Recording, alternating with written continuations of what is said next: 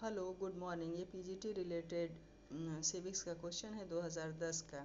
और आज का हमारा क्वेश्चन है कि आंग्ल भाषी जगत में राजनीतिक सिद्धांत मर चुका है, साम्यवादी देशों में वह बंदी है और अन्यत्र मर रहा है, यह कथन किसका है? तो ये कथन है अल्फ्रेड काबन का। ऑप्शन नंबर 1 सही है इसका। नेक्स्ट क्वेश्चन है, निम्नलिखित में से किस व्यवहारवादी विचारक ने अपने चिंतन में मानवीय स्वतंत्रता एवं प्रतिष्ठा को इरादों, प्रयोजन और प्रेरणा से जोड़ा है? तो इसका ऑप्शन नंबर 1 पे दिया है B.F. स्किनर, 2 पे डेविड ईस्टन, 3 पे लियोनार्ड वाइट और 4 पे दिया है शूमा। तो इसका ऑप्शन नंबर 1 सही है, B.F. स्किनर। नेक्स्ट क्वेश्चन है कि राजनीति शास्त्र का पिता किसे कहा जाता है? गार्नर को, ग्रीन को, अरस्तु को, प्लेटो को। तो इसका ऑप्शन नंबर 3 सही है, अरस्तु को। अरस्तु प्राचीन दार्शनिक था जिसे राजनीति शास्त्र का जनक माना जाता है। वह महान यूनानी दार्शनिक प्लेटो का शिष्य था और विश्व प्रसिद्ध योद्धा एवं सम्राट सिकंदर का महान शिक्षक था। नेक्स्ट क्वेश्चन है कि कैबिनेट मिशन योजना के तहत संविधान सभा में कितने सदस्यों की संख्या तय की गई? तो इसका ऑप्शन नंबर 2 सही है, 389।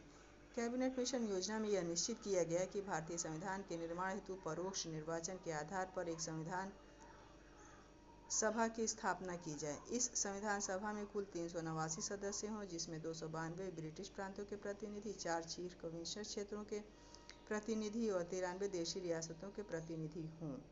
नेक्स्ट क्वेश्चन है कि किस संवैधानिक संशोधन द्वारा संपत्ति के मौलिक अधिकार को समाप्त कर कानूनी अधिकार प्रदान किया गया?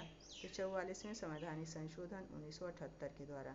भारतीय संविधान के अनुच्छेद 31 में प्रदत्त संपत्ति के मूल अधिकार की 44वें संवैधानिक संशोधन अधिनियम 1978 द्वारा निरस्त कर दिया गया और इसे संविधान के भाग 12 के अध्याय 3 के पश्चात संपत्ति का अधिकार नाम से एक नया अध्याय 4 जोड़ा गया, जिसमें इसे समाविष्ट किया गया। इसे अब मात्र संवैधानिक अधिकार के रूप में रखा गया है। साम्राज्यवाद पूंजीवाद का अंतिम चरण पुस्तक के लेखक कौन थे? मार्क्स, लेनिन, स्टालिन, माओ। तो लेनिन थे। इसका ऑप्शन नंबर 2 सही है। नेक्स्ट क्वेश्चन है, दबाव समूह को तृतीय सदन कहना किसने शुरू किया? तो फाइनर ने कहना शुरू किया। S.E. फाइनर ने दबाव समूह को तृतीय सदन की संज्ञा प्रदान की। फाइनर ने यह कहना प्रारंभ कर दिया था कि दबाव समूह एक तृतीय सदन है। नेक्स्ट क्वेश्चन है कि एन इंडियन पिलग्रिम एक आत्मकथा है जो संबंधित है, किससे संबंधित है? जयप्रकाश नारायण से, कि महात्मा गांधी से, कि सुभाष चंद्र बोस से, या के.आर. नारायण से। तो इसका ऑप्शन नंबर 4 सही है, के.आर. नारायण से। नेक्स्ट क्वेश्चन है कि निम्नलिखित विचार किसने दिया है? विचार है कि राज्य विधि का नहीं वरन विधि राज्य का निर्माण करती है। तो ये किसका विचार है? ऑस्टिन का है, बेंथम का है, क्रैब का है, ओपेनहाइमर का है। तो ये ऑप्शन नंबर इसका 3 सही है कि ये विचार जो है क्रैब का है। नेक्स्ट क्वेश्चन है, सूची 1 को सूची 2 से मिलान कीजिए। बलवंत राय मेहता 1956 से इसको मिलाना है, अशोक मेहता 1977 से, G.V.K. राव को 1985 से और डॉक्टर L.M. सिंघवी को 1987 से। तो इस तरह से हमारा ऑप्शन नंबर 2 सही है। A को 2 से, B को 3 से, C को फर्स्ट से और D को 4 से मिलाना है। बलवंत राय मेहता समिति की स्थापना 1956 ईस्वी में, अशोक मेहता समिति की स्थापना 1977 ईस्वी में, G.V.K. राव समिति की स्थापना 1985 ईस्वी में, डॉक्टर L.M. सिंघवी की स्थापना समिति की स्थापना डॉक्टर L.M. सिंघवी समिति की स्थापना 1987 ईस्वी में की गई थी। अतः विकल्प 2 सही सुमेलित है। नेक्स्ट क्वेश्चन है हमारा, यह सिद्धांत किसने प्रस्तुत किया कि नव उपनिवेशवाद साम्राज्यवाद की अंतिम अवस्था है? तो इसका ऑप्शन नंबर 2 सही है, लेनिन। नेक्स्ट क्वेश्चन है हमारा, भारत दल विहीन प्रजातंत्र की अवधारणा का प्रतिपादन किसने किया था? भारत में दल विहीन प्रजातंत्र की अवधारणा का प्रतिपादन किसने किया था? तो इसका ऑप्शन नंबर 3 सही है, जयप्रकाश नारायण ने। भारत में दल विहीन प्रजातंत्र की अवधारणा का प्रतिपादन जयप्रकाश नारायण ने किया था। नेक्स्ट क्वेश्चन है कि भारतीय संविधान के किस अनुच्छेद के अंतर्गत राज्यसभा विशेष बहुमत द्वारा राज्य सूची के किसी विषय पर संसद को कानून बनाने के लिए अधिकृत कर सकती है? तो इसका ऑप्शन नंबर 3 सही है, अनुच्छेद 249। भारतीय संविधान के अनुच्छेद 249 के अंतर्गत राज्यसभा में उपस्थित और मतदान देने वाले सदस्यों की 2/3 बहुमत में से संकल्प पारित करके यह घोषित कर दिया गया है कि राष्ट्रीय हित में यह आवश्यक तथा इष्टकर है, संसद राज्य सूची में वर्णित किसी विषय पर विधि बनाए तो जब तक वह संकल्प प्रवृत्त है, संसद उस विषय पर विधि बनाना विधि संगत है। नेक्स्ट क्वेश्चन है संघीय कार्यपालिका किसके प्रति उत्तरदायी है? प्रधानमंत्री के प्रति, कि संसद के दोनों सदनों के प्रति, कि राष्ट्रपति के प्रति, कि लोकसभा के प्रति? तो इसका ऑप्शन नंबर 4 सही है, लोकसभा के प्रति। भारतीय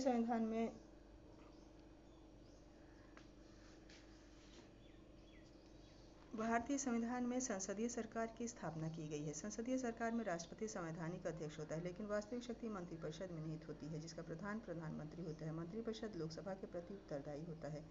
तो इस दृष्टिकोण को ध्यान में रखते हुए भारतीय संविधान के अनुच्छेद 75 के उपखंड 3 में यह उपबंधित किया गया है कि मंत्रिपरिषद लोकसभा के प्रति सामूहिक रूप से उत्तरदायी होगा।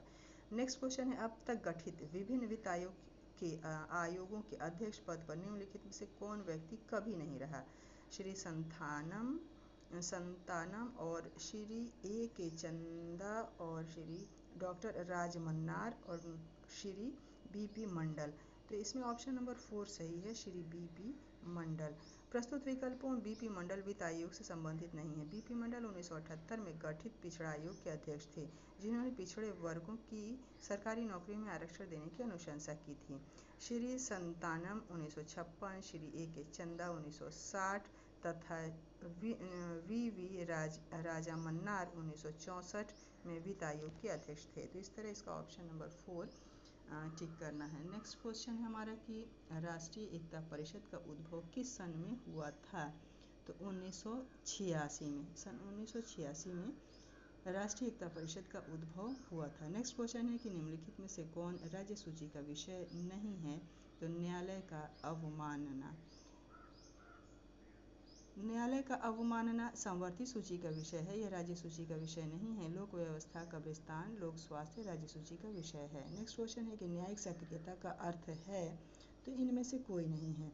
भारतीय संविधान का अनुच्छेद 32 का खंड 2 उच्चतम न्यायालय को नागरिकों को न्याय प्रदान करने के उद्देश्य से रिट जारी करने की शक्ति प्रदान करता है। यह अनुच्छेद नागरिकों के मूल अधिकारों का सजग प्रहरी बना देता है। इसके अंतर्गत अब न्यायालय ने लोकहितवाद की अवधारणा की स्थापना की, जिसके माध्यम से कोई भी व्यक्ति या संस्था किसी ऐसे व्यक्ति के मूल अधिकारों की रक्षा के लिए जो निर्धनता या किसी कारणवश न्यायालय जाने में असमर्थ है, न्यायालय में याचिका फाइल कर सकता है। यही नहीं, अब न्यायालय जनहित के अनेक मामलों में जो कार्यपालिका और विधानमंडल के कार्यक्षेत्र में है, हस्तक्षेप कर रहा है और सरकार तथा प्राधिकारियों को संविधान और अन्य कानूनों के तहत उनके कर्तव्यों का पालन करने के लिए विवश कर रहा है। उच्चतम न्यायालय के इसी कार्यवाही को न्यायिक सक्रियता कहा जाता है।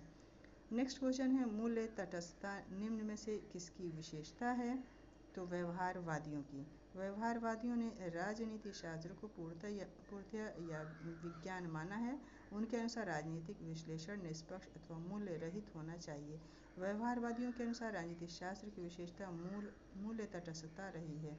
नेक्स्ट क्वेश्चन है कि मॉरिस जोन्स की रचना है the government and politics of India. Next question है राज्य के नीति निदेशक तत्वों का उद्देश्य एक आर्थिक प्रजातंत्र की स्थापना करना है। संविधान सभा में किसने यह कहा था? तो ऑप्शन नंबर इसका 1 सही है, डॉक्टर BR अम्बेडकर। तो आज के लिए बस इतना ही। Thank you.